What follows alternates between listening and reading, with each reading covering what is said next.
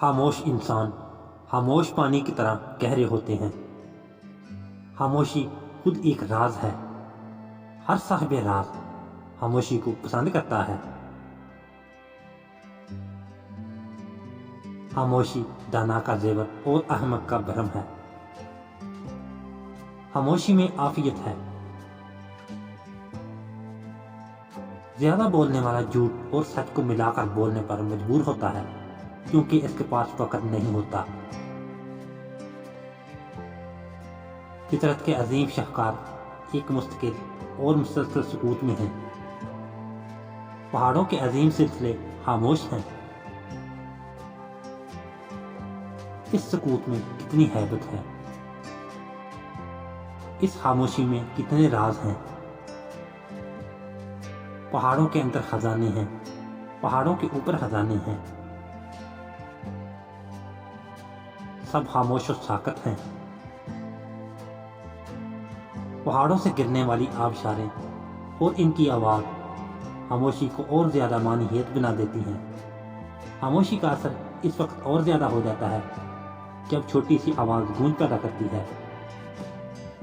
پہاڑوں کی خاموشی فطرت کی خاموشی ہے۔ اہل دل حضرات پہاڑوں میں اپنا مسکن بناتے ہیں تو اس میں یہی راز ہے کہ وہ فطرت کے قریب ہونا چاہتے ہیں۔ زندگی سربستہ راز ہے۔ راز ہمیشہ خاموشی میں ہوتا ہے۔ اگر خاموشی نہ ہو تو راز راز نہیں رہتا۔ یہ راز عجیب راز ہے، انسان کی شہرت سے زیادہ قریب۔ یہ راز کسی بیرونی سفر کا نام نہیں بلکہ اندر کے سفر کا نام ہے۔ اندر کے انسان سے راز ملتا ہے اور خاموشی میں ملتا ہے، اور ملنے کے بعد خاموش کر دیتا ہے۔ انسان کا اصل ساتھی اس کا اپنا ذوق ہے۔ انسان کی اصل منزل اس کا اپنا آپ ہے۔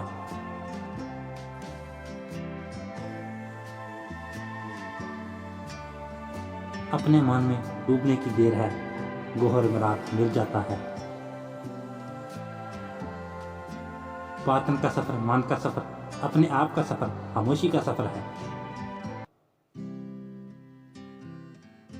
جب راز دریافت کرنا ہو تو خاموشی ضروری ہے۔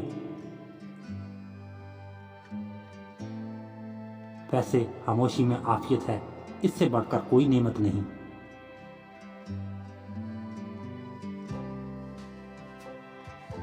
فطرت کے جلوے، فطرت کے کرشمے، فطرت کی زبان خاموشی کی زبان ہے۔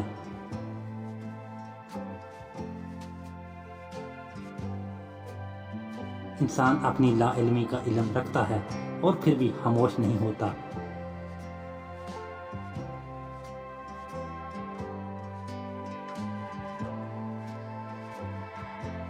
اسے بولنے اور صرف بولنے کا شوق ہے۔ اس کے لیے خاموشی اور خاموشی صرف ضروری ہے۔